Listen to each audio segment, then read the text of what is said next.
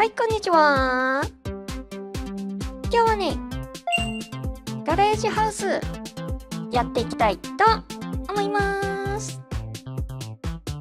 このサイドカーを格納できるような大きなお家を作りたいということで、行ってみましょう。まず前回手に入れた資材とかをサイドカーに積んでいきます。とはいえタングステンが貴重とはいえこんなにいらんってくらい手に入ったので、全部は持っていかなくていいかな。なんやかんやってとにかく場所を移します。前回使った展開式ブレードは分解しないと乗らなかったってのと、そもそもメインの材料であるタングステンが有り余ってるって話なんだけどね。で、今回作るガレージハウスの建設予定地はスタート地点を考えてるんだけど、最近作業場所にしてたこの辺りにも荷物があるので、それも積み込みます。絶対必要になるのが発電機というか、スタート地点の近くはエンジンが入手できないはずなんだよね。ついでに雑品もある程度持っていけるんだけど、プラスチックとか合金とかが重すぎるんだよな。まあある程度持っていとけばいっか。なんやかんや積み込んでいろいろ欲しいものはあるんだけど、このくらいでなんとかなるでしょ。荷物もいっぱいいっぱいだし、これでスタート地点を目指します。まあ贅沢を言えばドローンスポナーも持っていきたかったんだけど、そもそも乗せ方を考えないといけなかったし、重すぎて動くかどうか分かんなかったんでね。どのみちスタート地点の近くにはめぼしい資材がほとんどなくって、プラスチックにしろ硫黄にしろ足りなくなったらこの辺まで取りに来る羽目になるし、まあ向こうしばらくで明確に大量に使う予定もないので、その時考えればいいでしょ。とかなんとか言ってる間に、スタート地点が見えてきましたね。これだけの荷物を歩いて運ぶとなるときついとはいえ、距離自体はそこまで離れてないんでね。はい。で、まずはどの辺に家を建てるかなんだけど、この辺は結構広い平野があるし、海もそんなに遠くないあたりで、だいたいこの辺でいいかな。で、本当は作り始める前の準備とかもいろいろあったんだけど、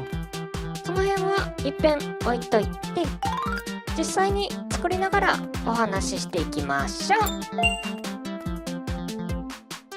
まず家の壁は主にゴムの木で作っていきます。最初この辺には生えてなかったんだけど、この辺の気候でもさっき持ってきたゴムの木の種が無事に育ちましたね。ゴムの木は気温が高めの場所じゃないと育たないのと、この世界にある木の種類としては木材、松、ゴムの3種類があって、それぞれ育つ気温が違うみたいです。一応この3つの素材って耐久度とかの違いは若干あるとはいえ、使い分けるほどの数値の差ではないので、この辺は色合いの好みで選んでいいんじゃないかな。で、これ結構大きな木の板を使ってるんだけど、これはあらかじめクリエイティブモードで用意したものを設計図登録して使ってます。小さい部品だと持って行ったりくっつけたりの作業の回数が増えるんだけど、大きすぎると持ち運びが難しくなるので、そのちょうどいい大きさのものを用意してますね。で、一応大まかなイメージだけはありつつ、あとは作りながら考えてるんだけど、なんやかんやで最初考えてたよりも大きくなってるかな。まあこの辺も完全にフィーリングで決めちゃっていいし、現実よりも簡単に増改築とかができるので、ノリで決めちゃっていいと思います。実際これ途中の映像からさらに変えていったりしてるんでね。で、色を変えた方がいいような部分は松材とか木材とか別の素材を使ってたりするんだけど、さらに火で燃やして焦げつかせたものを用意してたりします。これも完全に色の好みなので、自分が気に入った焦がし具合のものができるまでの挑戦ですね。で、これね、映像では大幅カットしてるので、あたかもサクサク作ってるように見えるかもしんないんだけど、実際には悩んでる時間も含めて10時間超えてますね。この様子はほとんどライブでやってて、そのアーカイブも残ってるので、細かいところとか、ああでもないこうでもないってやってるところとか、その辺気になる方はそちらもご覧ください。まあなんやかんやいろいろやってってある程度形になってきてるんだけど、最終的にどんな家が出来上がったのかというと、な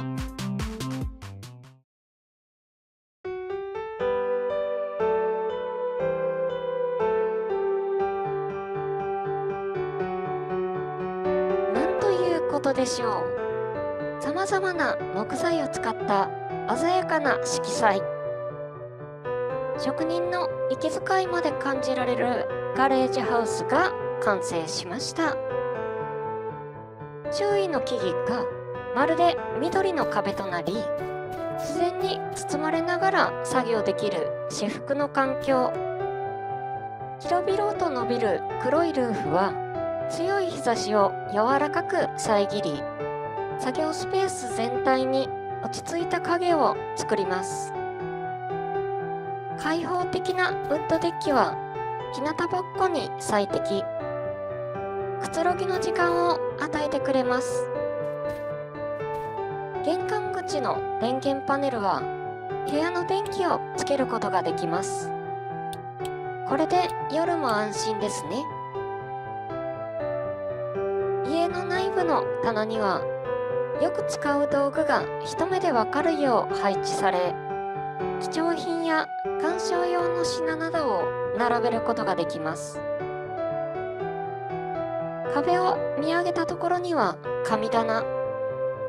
いつも神様が見守ってくださるように、リンゴのお供え物も欠かせません。室内に置かれた松材の椅子とテーブルにはランチが。今日はお肉とパン。美味しそうですね。部屋を仕切る屏風の向こうにはベッドが備えられ、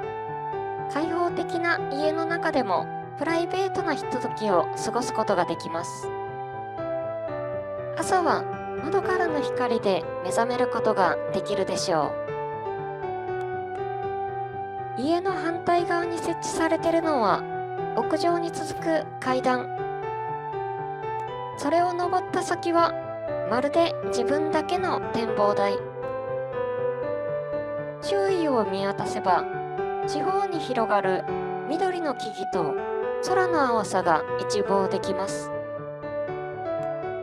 ソーラーパネルも設置されており、日常の電力として働いています。休憩スペースとして椅子を置いてもよし、さらには簡易的な遊び場としても使える、そんな多用途空間となっているのです。ガレージサイドにはバイク整備のためのスペースが確保され、屋外の豊かな景観と一体化した心地よい空間へ。ツールラックには工具などが整然と並び、用途に応じた道具を取り出しやすくなってます。家の裏には火力発電機。家の中の電気を賄うだけでなく、バイク充電へのアクセスも容易になるよう設計されています。さあ、いよいよガレージへの格納です。吹き抜け式のガレージにすることにより、前からでも後ろからでも格納できるようになっており、バックできないバイクにとっても最適の設計となっています。屋根の下に伸びる影は、バイクが静かに佇むための舞台照明のように、凛とした存在感を際立たせます。何言ってんだこれ。ちょっとこれ、チャット GPT に書かれた台本をちょっとね、変えて読んでるんだけど。まあいっか。今まで野ざらしで置かれていたバイクも、指定席を手に入れて喜んでいるようです。格納に十分なサイズを確保されており、荷物の出し入れも快適に行えます。新しい我が家に早速これまでの旅で積み込んだ荷物を下ろします。次の旅でまた新しいものを運んでくれることでしょう。さて、作業している間に日が沈んできました。時間を忘れさせる憩いの場。作業の後はくつろぎながら過ごします。そう、ここはただの作業場ではありません。好きなものと一緒に暮らせる夢のようなガレージハウスなのです。ということで、ガレージハウスやってみたわけなんだけど、いかがだったでしょうか。途中言ったように、これライブでやってて、作ってる部分の映像はそれを流してたんだけど、いろんな人のアイデアとかいただいたのもあって、かなりいいものが出来上がりました。ご協力いただいた皆さん、ありがとうございました。で、このスタート地点からちょっと見えにくいんだけど、あっちの方に不自然な地形があるんだよね。あれね、古代の要塞って言われてて、中は敵の塊なんだけど、まあ口で説明してもあれなので、とりあえず行ってみましょう。ちょっと今回はね、次回への前振りなのでサクッといっちゃうんだけど、はい、あれが古代の要塞です。で、これビーム砲に守られてる上に中にも敵がいっぱいいて、っていうか外にも敵がいるんだよな。こんにゃろ。とにかくとりあえず突っ込んでみると、